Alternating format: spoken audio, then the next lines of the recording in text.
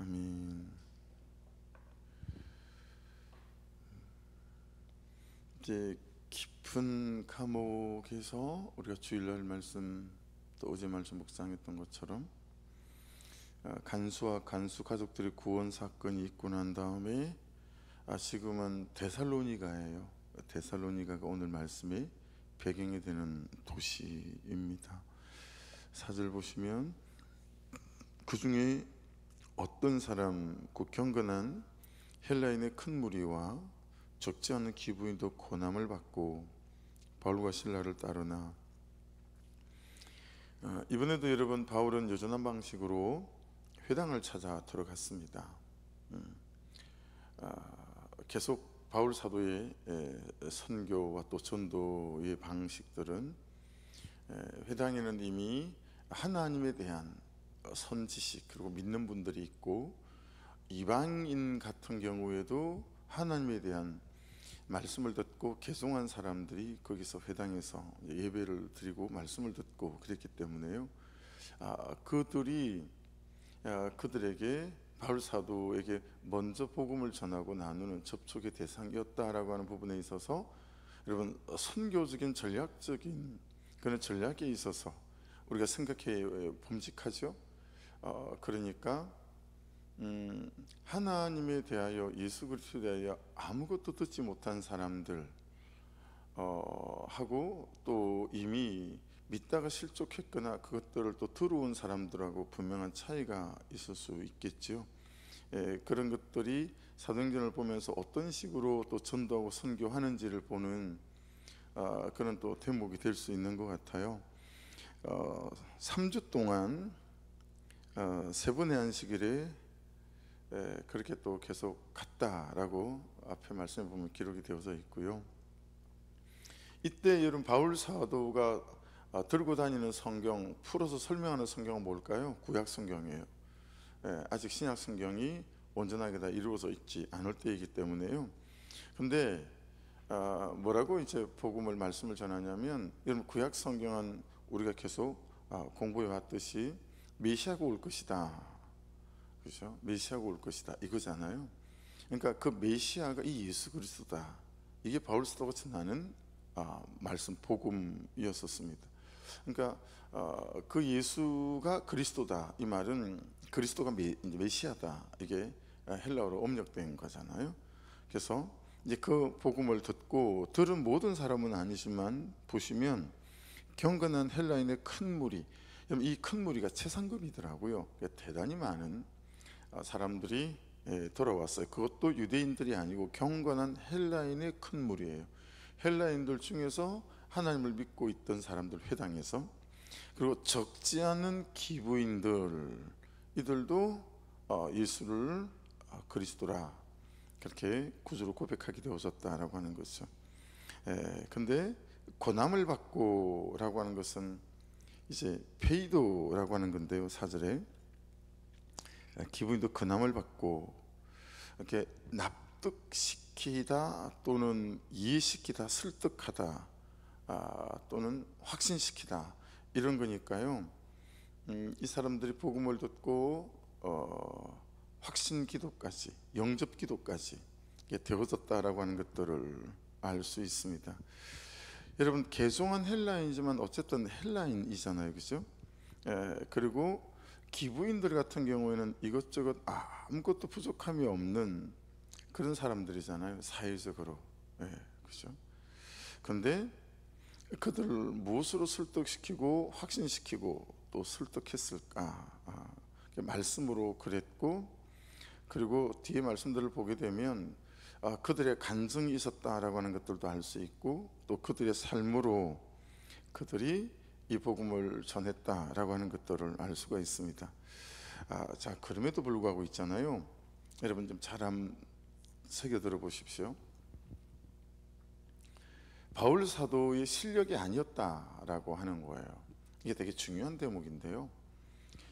바울 사도는 가말리엘 학파에서 그 시대 가장 탁월한, 그런, 요즘 같으면 대학을 나오고 모든 사람이 인정할 만한 학위를 갖고 있고, 그리고 그는 산헤드린 공의 의원이라고 하는 게 굉장한 백그라운드가 됐겠죠. 굉장히 백그라운드가 됐을 거예요. 유대인들도 우리하고 유사한 대목이 되게 많거든요. 속된 말로 서울대 출신이라 그러면 먹히잖아요, 그죠? 그런 것처럼 가말리엘 학파, 사내들인 공의 의원 먹혔어요. 대단한 백그라운드죠. 그래서 우리가 생각할 때 바울 사도니까 라고 생각하기 쉽잖아요. 근데 성경은 그것 때문이 아니다 라고 말씀하시는 거예요. 여러분, 바울 사도가 얼마나 찬란한 감정을 갖고 있습니까? 그리고 찬란한 사역을 갖고 있습니까? 그렇죠? 그가 다메섹 광야에서 예수가 찾아오셨다라고 하는 것들을 가는 곳들마다 굉장히 많이 말씀하거든요. 계속 반복해서 말씀해요. 그러니까 여러분, 자꾸 들었던 설교를 하고 저를 나무라지 않기를 주의 이름으로. 할렐루야. 가는 데마다 얘기해요. 바울 사도는 맨날 그 얘기 또 해요. 목사님 한 번만 듣는 100번이에요 100번을 들어야 돼요. 바울 사도 계속 했던 얘기 또 했던 얘기 또 해요. 여러분, 그가 하나님, 예수를 만난 건 정말 찬란한 감정이 있잖아요. 그리고 우유곡절이 많잖아요. 그 하나하나가 전부 다 그에게는 정말 놀라운 감정이 되고, 그리고 그의 사역 가운데 얼마나 놀라운 일들이 많이 일어납니까? 그렇죠? 그러니 얼마나 할 말이 많았고 얼마나 사람들이 설득되기 쉬운 그런 사람이었겠어요. 그러니 우리가 생각할 때 학문적인 백그라운드나 집안의 백그라운드나 그리고 사내들인 공의 의원이라고 하는 사회적인 포지션의 백그라운드나 그와 우리를 비교해서는 어렵겠다. 바울은 바울이니까 이렇게 생각하기가 굉장히 쉽습니다. 그렇죠? 그런데 한번 좀 더듬어 볼게요. 2절을 앞에 어제 본문이에요. 2절을 보시면 바울이 자기의 관례대로 그들에게 들어가서 항상 그는 꾸준하게 어떤 경우더라도 여전한 방식으로, 그러니까 이 부분에서 온도가 식지 않는 거예요. 우리는 감정에 따라 우리의 온도가 굉장히 식잖아요. 우리에게 주신 사람들, 남편을 대하고 아내를 대하고 부모님을 대하고 자식을 대하는 데 있어서도 우리는 여러분 여전한 방식이 잘 안 되죠. 그렇죠? 우리의 감정의 온도 차이에 따라서 그를 대하는 나의 온도 차이도 굉장히 차이가 있어요. 그렇죠? 하나님은 더하죠. 우리의 신앙생활과 하나님 그분을 따라가는 삶에 있어서 우리 여전한 방식은 쉽지가 않아요. 그렇죠? 근데 바울은 그런 여전한 방식을 갖고 있다라고 하는 거예요. 그리고 새 안식일에 이걸 보면 최소한 3번은, 그렇죠? 이번 주 안식일, 그 다음 주 안식일 그랬다는 거예요. 그리고 성경을 가지고 강론했다. 항상 그가 말씀을 붙들었어요. 말씀을 붙들었어요. 그래서 여러분, 목장을 나눌 때도 오늘 주일 설교라고 하는 말씀의 울타리를 벗어나서 나누는 것들은 자꾸 지양하셔야 돼요. 오늘 주신 말씀의 울타리 안에서 내 삶을 다루는 것들을 말씀을 나누어야죠. 그리고 목자들이 중간중간 브레이크도 걸어주고, 처음에 오신 분들은 예외. 처음에 오신 분들은 한 달 계속 그냥 그분이 아무 얘기나 하든지 잘 들어줘야죠. 얼마나 그런 말들을 많이 하고 싶었겠어요. 그죠? 하지만 기존 성도들 같은 경우에는 말씀의 테두리 안에서, 왜냐하면 그 주간에 우리가 들어야 하고 또 우리가 그 말씀을 가지고 적용해야 될 말씀들이 반드시 허락된다라고 하는 것이 우리의 믿음입니다. 그죠? 그리고 3절에 보시면 뜻을 풀어 그리스도가 해를 받고 죽은 자 가운데서 다시 살아날 것을 증언하고 그랬어요. 말씀도 증언했지만 이 증언이라고 하는 부분 안에서는 그 말씀을 통해서 내 삶에 일어난 내 간증, 3분 스토리가 이게 안에 있어요. 그렇죠? 그러니까 이런 지속적인 순종하는 삶에 대한 모습들, 여전한 방식으로 살아가는 모습들, 이런 것들이 되게 크다라고 하는 거죠. 자, 근데 왜 백그라운드가 아니다라고 말씀을 드리는 거냐면, 여러분 그 4절의 제일 마지막에 바울과 실라를 따르나 있죠. 그 따르나에다 가로나 밑줄로 한번 해보실래요? 따르나. 이게 프로스콜레로라는 단어인데요. 이게 이런 탁월한 찬란한 감정과 말씀과 그는 바울 사도의 사역과 이걸 듣고 따랐다는 말이 아니에요. 이 프로스콜레로온 단어의 뜻이 뭐냐면 이런 거예요. 제비 뽑기를 통해서 하나님으로부터 그에게 할당된 것, 이런 뜻이에요. 제비 뽑기를 통해서 하나님으로부터 그에게 할당된 것, 이해되셨어요? 그러니까 그의 탁월함 때문에 된 게 아니라 하나님께서 그에게 붙여준 거라는 거예요. 뭐 때문에? 앞에 나눴던 여전한 방식들과 순종하는 삶 때문에. 이해되셨어요? 그러니까 목사님 저는 배운 게 없어가지고요, 저는 목사님 백그라운드가 없어가지고요, 목사님 저는 성품이 좀 그래가지고요, 목사님 저는 전도는 스타일이 아니에요, 제게는 전도 은사는, 여러분 전도는 은사가 아닙니다. 저는 여러모로 볼 때 목사님 저는 그냥 주방에서 설거지 할게요, 청소할게요, 이렇게 말씀하시는 분들이 꽤 많으세요. 근데 여러분, 우리가 그 영혼에 대한 중심을 가지고 그 영혼을 찾고 그를 위해서 기도하고 그를 위해 선물을 준비하고 이렇게 할 때 하나님께서 마치 제비 뽑기 해가지고 이건 너에게 할당된 거야, 너에게 할당된 거야. 무슨 얘기예요? 이게 하나님의 일들이라는 거죠. 그 영혼이 예수를 믿고 이건 모두 하나님의 일들이다라고 하는 거예요. 그러니까 여러분, 내가 열심히 전도하고 그러지만 그 열매가 있고 없고에 대해서 여러분 너무 집착하고 그에 따라서 여러분들이 어려워하지 않으셔도 돼요. 그래서 내가 하지만 그 영혼을 주시는 분은 누구예요? 하나님이시다라고 하는 거예요. 그래서 여러분, 우리가 지나온 그 사도행전 13장 51절에도 보면 그 대목이 나오잖아요. 막 방해받으니까 기쁨과 성령이 충만해서 또 도시를 옮기잖아요. 그러니까 바로 윗구절에 보면 그 도시를 빠져나오면서 바울이라는 사람이, 여러분 세상에 이런 사람이 발에 티끌을 떨어버리더라 그랬어요. 그 티끌을 떨어버렸다는 얘기는 그렇게 했는데도 일어나지 않는 열매에 대해서 낙심도 떨어버린 거예요. 그리고 이건 전적인 나의 일이 아니라 하나님의 일입니다 라는 선포고 의미인 거예요. 그리고 참 최선을 다했지만 그가 믿고 안 믿고 하는 것들도 그것이 하나님 안에 있는 일들이다 라고 하는 부분 안에서 정확하게 이렇게 말씀하고 있습니다. 두 사람이 그들을 향하여 발에 티끌을 떨어버리고 이고니온으로 가거늘. 그러니까 이 막 복음을 받지 않고 방해하고 대적하고 막 잡아가고 있는 사람들에 대해서 노여워하고 저 죽일 놈들 뭐 이러지 않았다라고 하는 거예요. 그렇죠? 그래서 여러분, 자범죄, 도둑질하고 음란하고 또 혈기 부리고 우리 스스로 짓는 많은 자범죄가 있잖아요. 그 모든 죄들보다 훨씬 더 중한 죄라고 성경이 말씀하시고 있는 건 뭐냐면 하나님을 거절하는 거예요. 하나님을 거절하는 거, 말씀을 거절하는 거예요. 이것들이, 왜냐하면 왜 그래요? 로마서 1장에 나오잖아요. 21가지 죄악이 나오죠. 그 21가지 죄악이 시작되는 시점이 뭐죠? 하나님 그분으로부터 떨어져 있을 때 시작되어지는 것들이죠. 하나님을 거절하면서부터 일어나는 그냥 정상이에요. 감기가 걸릴 때 기침하는 것처럼, 열이 나는 것처럼 우리가 저지르는 모든 자범죄들은 죄의 정상들이에요. 그럼 그 죄의 정상을 가져오는 죄는 뭐죠? 하나님을 거절하는 거죠. 하나님 그분과 분리됐을 때, 에덴 동산에서 아담이 선악과를 따먹으면서 삼중 분리가 일어나잖아요. 하나님과의 분리, 사람과 사람과의 분리, 자연과의 분리, 이걸 삼중 분리라고 말씀하거든요.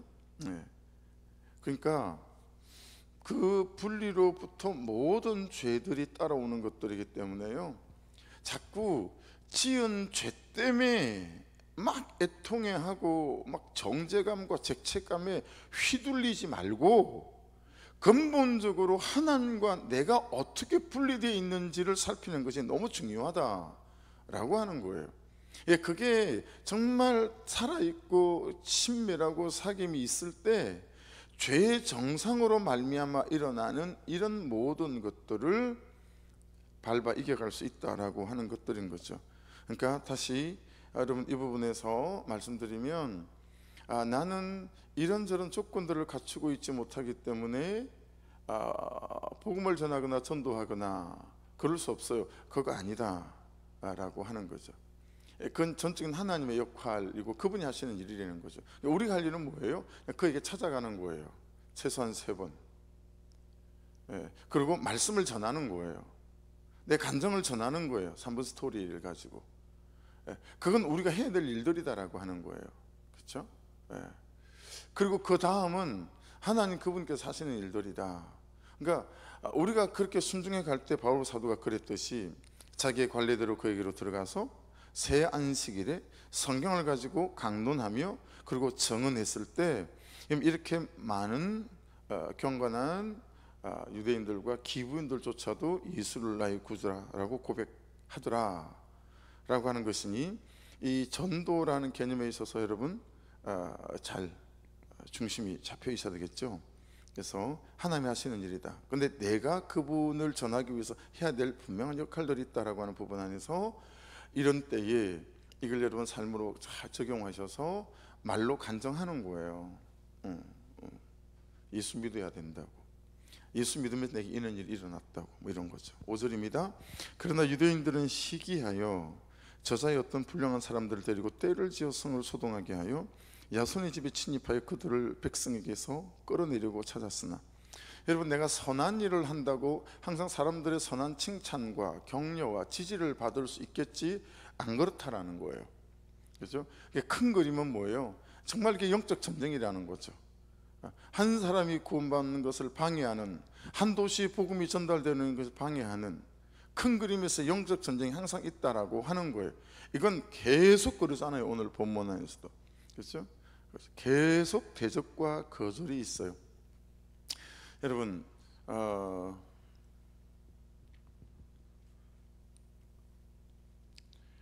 한 도시 크고 작음을 떠나서 한 도시를 마음에 품고 있는 교회가 대부분일까요? 어떨까요? 한 도시를 하나님께서 한 교회에게 맡겼다라고 하는 것이 비전되어져서 이 도시 영혼을 자유케 하라, 이 더 높은 부르심, 이게 저 마음 안에 이렇게 부담이 있어서 그래서 지난주 금요일은 거의 한 1시 반 좀 넘게까지 파주를 돌았던 것 같아요. 운전까지. 또 구석구석 세워서 차를 세워서 또 기도하는 거죠. 이게 부담인 거예요. 이 안에 있는 부담. 그런데 반대가 있는 거죠. 돈에, 재정에 반대가 있든 생각하는 만큼 뿌쩍뿌쩍 이러면 교회가 잘하지 않는 것도 반대일 수 있지 않겠어요? 그래서 의기소침해지는 거, 그것도 반대이지 않겠어요? 열심히 여러분이 말씀을 따라가고 있는 것 같은데 남편이 여전히 그냥 여전한 방식으로 사는 거예요. 아들이, 딸들이 여전한 방식으로 살고 내 형편이 여전한 방식으로 풀리지 않는 거예요.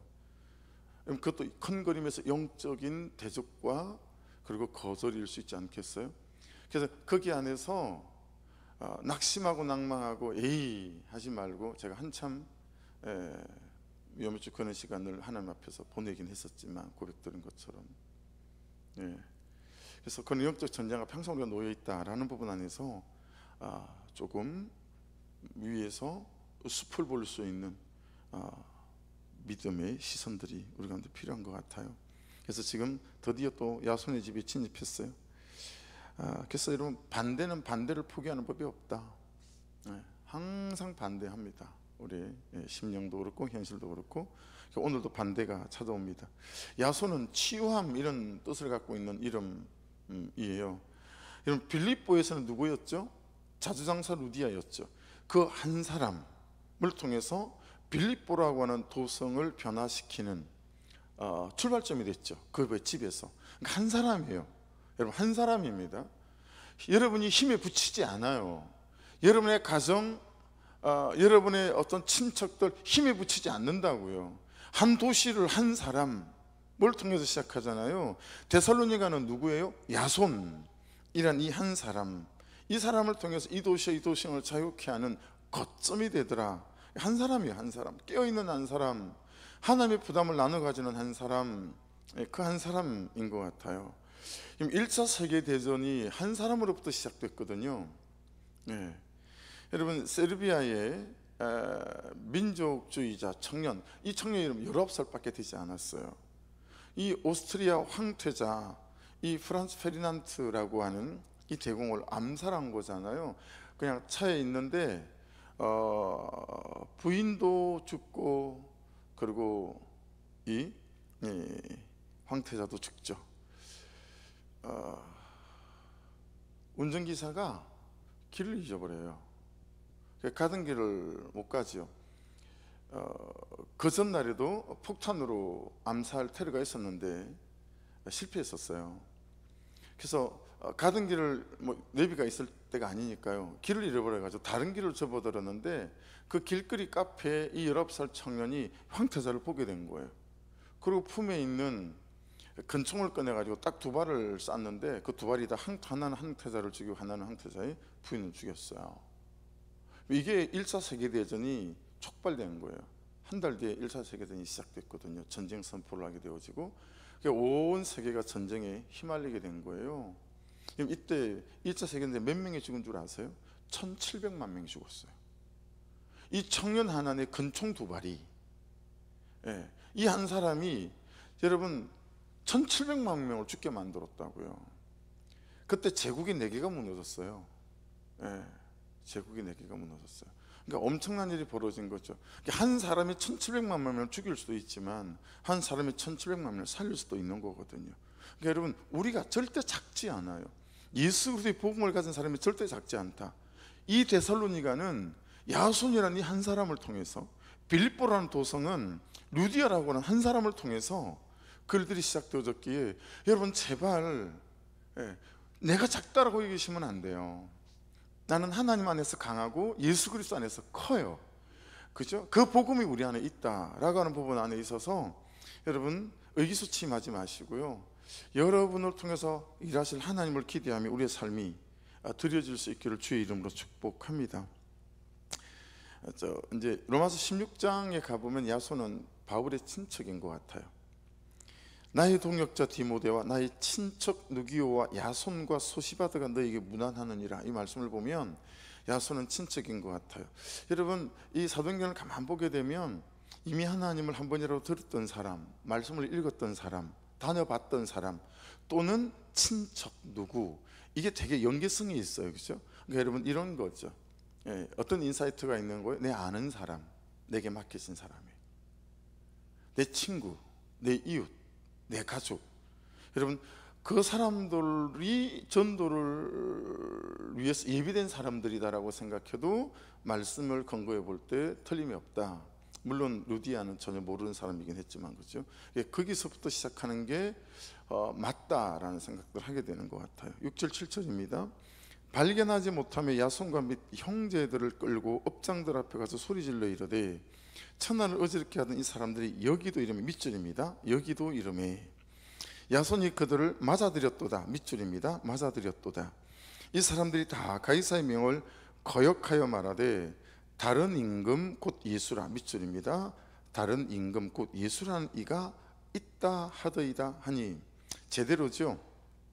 6절 이름에 파레임이라는 단어. 그러니까 여러분, 안 두렵고 안 망설여지는 사람 누가 있겠어요? 바울 사도는 안 그랬을까요? 계속 반대가 계속 일어나는데 근데 가는 거예요. 누구에게라도 어디든. 그래서 여기까지 이르렀다. 이거 굉장히 인사이트가 되더라고요. 아, 여기까지 가는구나. 여러분 거절감 이런 거 있잖아요. 그죠? 아, 얘기했는데 또 그냥 쌩 까고 못 들은 척하고 뭐 그러면 어떡할까. 근데 여기까지 이름에 가는 거예요. 모든 게 불확실해요. 확실한 게 별로 없어요. 그렇죠? 하지만 주시는 부담과 말씀을 가지고 가는 거죠. 여기까지. 그래서 여러분, 전도에는 그런 누구나 다 아는 슬로건이 있어요. 나가면 있고 안 나가면 없다. 나가면 있고 안 나가면 없다. 또 아주 유명한 전도의 어떤 슬로건이 하나 있어요. 여기서 전도하는데 저기서 온다. 이건 해보는 사람들이 아는 거예요. 여러분의 가족들이 전도하는데 안 올 수 있어요. 그죠?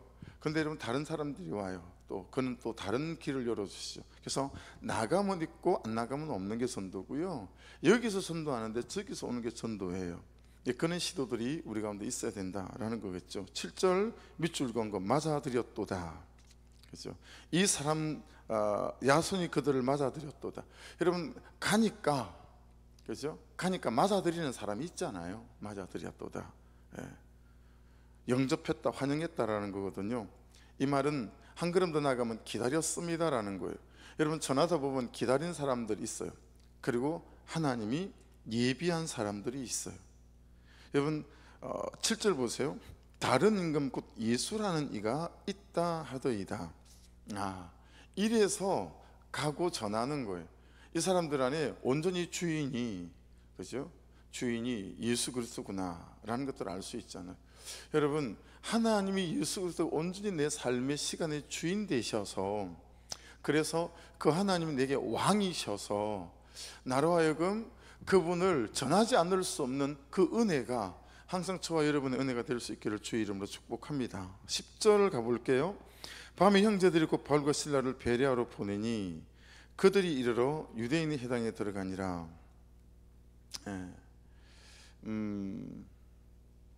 이분들이 그냥 멈추는 법이 없어요. 그죠? 전도하다가 또 환경에 닫히면 또 다른 지역으로 옮겨서 또 하다 보면 또 하나님 열어주신 그 길 또 전도하고, 또 거기 대적자들이 있으면 또 열어주신 대로 또 이동하고 끊임없이. 그래서 여러분 그 유다인의 회당에 들어갔다라고 하는 것들도 여러분 옆에 있는 사람은 이렇게 생각하시면 됩니다. 하나님이 준비해 놓은 사람, 하나님이 예비해 놓은 사람, 하나님이 시작해 놓은 사람이라고 생각하시고 그들에게 나아가시면 됩니다. 11절 보십시오. 베레아에 있는 사람들은 데살로니가에 있는 사람들보다 더 너그러워서 간절한 마음으로 말씀을 받고, 이 사람들은 준비되어 있고 예비되어 있는 사람들 맞죠? 이것이 그러한가 밑줄입니다. 이것이 그러한가 하여 날마다 성경을 상고함으로, 이것이 그러한가 하여 이게 뭘까요? 적용해 봤다는 얘기예요. 말씀을 적용해보고 확인했다라는 거예요. 여러분 우리가요 말씀을 확인하지 않아요. 소포가 하나가 와도 뭐가 들었나 확인하고, 여러분 나사는 제대로 왔는지 상하진 않았는지 확인하지 않습니까? 여러분 말씀을 확인해 봐야 될 거 아니겠어요? 예수가 메시아라는데 확인을 해봐야 되지 않겠어요? 확인을 어떻게 하는 거죠? 말씀을 적용해 보면 말씀이 확인이 됩니다. 말씀을 적용해 보면 개보린 사가지고 호주문 넣고 있으면 뭐 열이 떨어집니까? 개보린을, 아스피린을 먹어야 될 거 아니겠어요? 복음을 입에 넣고 씹어서 삼켜서 소화를 시켜봐야 되지 않겠어요? 그렇죠? 근데 그냥 주일에만 왔다 갔다 하는 신앙생활을 하는 거예요. 그러니 말씀이 씹어서 안에 들어가서 소화된 적이 없어요. 이게 피가 되고 살이 돼 본 적이 없는 거예요. 적용은 그런 것 같은 거예요. 여기 이것이 그러한가요? 날마다 성경을 상고했다. 말씀을 적용해 보는 거예요. 삶으로 가져가 살아보는 거죠. 그래서 말씀이 내 삶에서 걸음이 되고 열매가 되고 능력이 되는 것을 경험해 봤다. 자 12절 보십시오. 그 중에 믿는 사람이 많고 또 헬라의 기부인과 플러스 남자가 적지 아니하나. 여러분 위에는 남자는 없었어요. 그죠? 없었어요. 근데 여기에는 남자도 적지 아니했다. 이건 여러분 의미가 남달라요. 여러분 결국은 가정에는 남편들이 아버지가 예수를 믿어야 돼요. 그들이 정말 큐티를 해야 되고, 그들이 말씀을 따라가는 사람이 되어져야 진짜 가정에 소망이 있어요. 남자가 돌아왔다는 얘기는 이건 대단한 거예요. 어째 그래요? 너그러워서도 그랬지만 간절한 마음으로 말씀을 받기도 했지만 어때요? 그러한가요? 날마다 성경을 산고했대요. 그 얘기는 여러분 여자들이 먼저 믿었어요. 그들이 말씀을 삶에 적용했어요. 그랬더니 내 아내가 달라지는 거죠. 그래서 저 교회에, 저 예수에게, 저 복음에 뭐가 있거나, 아니면 저 여자가 이상해진 거거나, 아니면 저 여자가 다니고 있는 교회가 이단이거나 뭐 이런 생각들을 남편들이 할 수 있어야 된다라는 거예요. 한번 가봐야 되겠다, 나도 한번 들어봐야 되겠다. 그런 여러분 작업들이 이 안에는 있었다라는 사실들을 알 수 있어요. 그래서 남편이, 아버지가 여러분 교회로 나와 복음을 듣고 그들이 예수 믿는 사람이 되어졌다라고 하는 거예요. 한 사람의 중요함. 13절 보십시오. 데살로니가에 있는 유대인들은 바울이 하나님의 말씀을 베레아에서도 전하는 줄을 알고 거기도 가서 무리를 움직여 소동하게 하거늘. 끝이 없습니다. 여념이 없습니다. 반대는 항상 있습니다. 그냥 반대는 항상 있고 반대는 달고 사는 겁니다. 내가 나를 반대할 수도 있고요, 내 감정이 나를 반대할 수도 있고요, 내 정욕이 나를 반대할 수도 있고. 마지막 14절입니다. 형제들이 곧 바울을 내보내어 바다까지 가게 하되. 반대 있으니까 또 어떻게 해요? 또 하나님 열어주신 다른 데로 또 갑니다. 실라와 디모데는 아직 거기 머물더라. 그죠? 바울은 가지만 실라하고 디모데는 거기 머물렀어요. 그죠? 각자의 역할과 삶의 자리가 달라요. 어떤 사람은 거기 머무르고 또 어떤 사람은 하나님 보내신 대로 가요. 우리의 맡긴 삶의 자리와 사명의 자리가 각자 다를 수 있지만, 말씀을 따라 지금 내게 주신 사람이 맡긴 사람이고, 그렇죠? 내게 주신 삶의 자리가 맡긴 삶의 자리인 줄 믿고, 거기에서 하나님의 한 사람, 말씀의 한 사람으로 잘 서셔서 주의 뜻이 또 우리를 통해서 드러나고 나타날 수 있는 은혜가 있기를 주의 이름으로 축복합니다. 기도하겠습니다. 하나님, 오늘 말씀대로 오늘 말씀대로 참으로 우리에게도 동일한 은혜가 있고 부르심이 있는 줄로 믿습니다. 주신 사람들, 주신 삶의 자리에서 참으로 이 복음을 내가 적용해보고 또 내가 살아보고 주의 뜻 안에 세워져가는 인생이 되게 도와주옵소서.